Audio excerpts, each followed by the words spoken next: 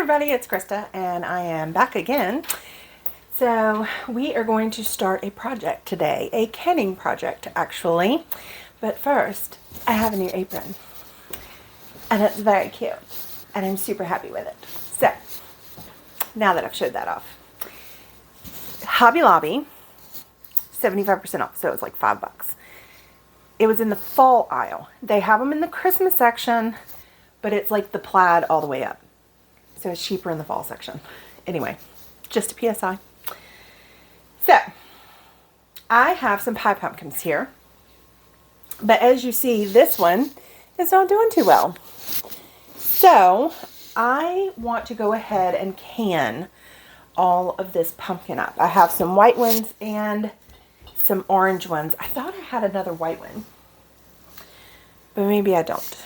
And then I also have some honey nut and acorn squash and butternut squash, but we're going to start with the pumpkins. The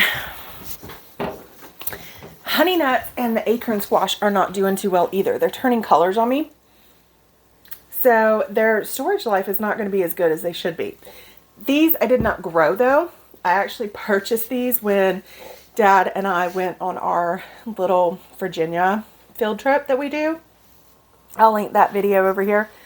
But I purchased them because I don't grow these very well, and they're not holding. So that's very disappointing. So what I'm going to do is, I already have jars which have just come out of the dishwasher, so they're already clean and sterilized. So I have them right here, and I'm going to go ahead and just de-seed this pumpkin flesh and cube it up into like 1-inch cubes and put in the jars. You don't want to do pumpkin puree because it's very dense, and so it's hard for that heat to get all the way through and distribute evenly when canning. So we're going to do diced pumpkin and butternut squash and acorn squash, and then when we go to use it, we can puree it or do whatever we need to. But I want to preserve this because they're not holding, so they're definitely not going to hold through the winter. So I'm just going to get started and we'll see how far we get today. I'm hoping to get through all of this, but I don't know if all of it's going to fit in the canner. So we will see. So anyway, let's get started.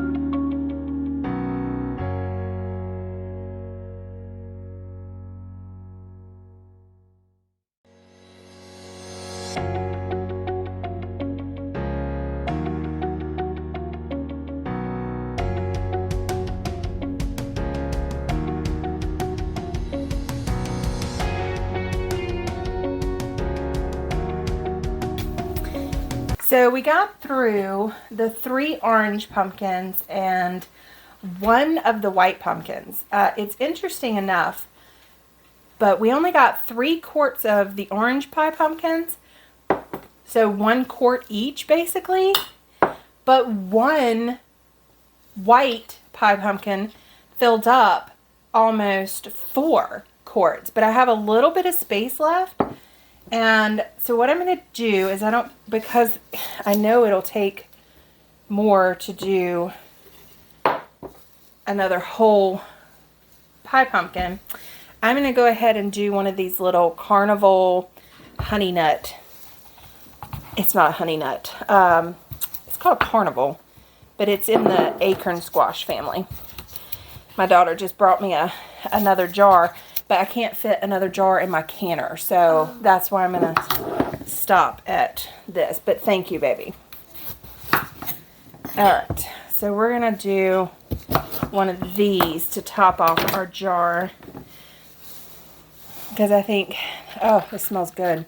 I think this flavor will go really good with these white ones.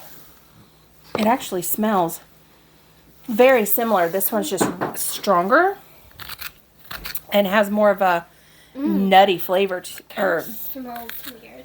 It does smell weird. It's it has more of a nutty flavor or smell to it. And it's stronger, but it smells really good. So we're going to top off our jars with this one. And then that will leave us 2 pie pumpkins, which may take up, I mean, honestly, if that was 3.5 quarts, then these other 2 pie pumpkins should take up a whole nother canner. So, and then we would have all the acorn squash, the other Carnival squash, and the butternut squash for another canner load. So we might actually get 3 canner loads, which would be amazing. I wasn't sure we would get very much,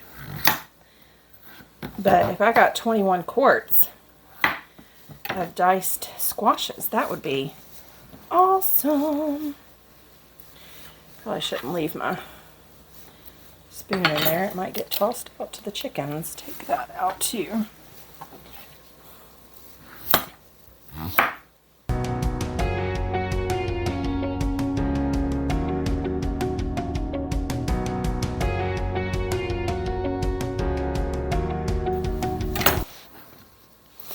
So I am keeping the squash bits and seeds and feeding them to my goats and chickens, because squash is a natural dewormer. Squash, pumpkin, anything in that family is a natural dewormer. So these are great treats and natural dewormers for my animals going into winter.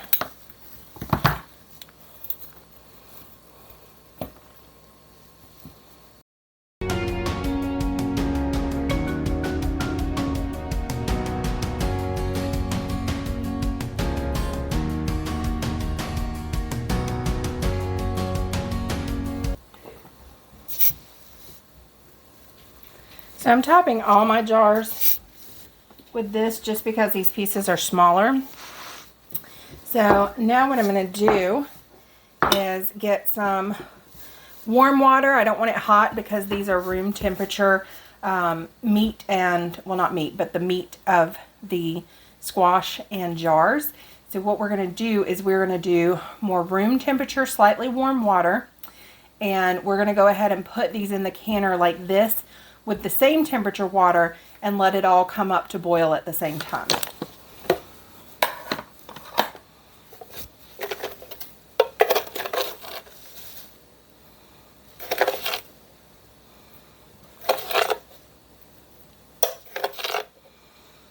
One teaspoon of salt per quart, totally optional because we are pressure canning.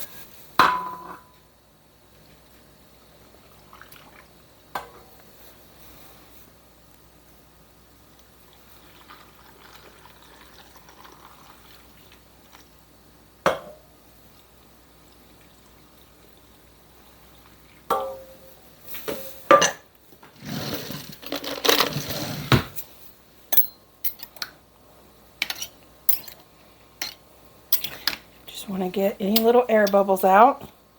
And these will actually settle more because when they cook, they're going to get soft and they're going to smush down. And so it'll seem like there's a lot more water to pumpkin in the jars when they cook down versus now when it seems like there's more pumpkin to water. Squash and zucchini are one of those things that you think you have your jars nice and full because you don't want to do it too tight since it is a dense product. But then once it cooks, it's like, oh, there's not a lot in that jar.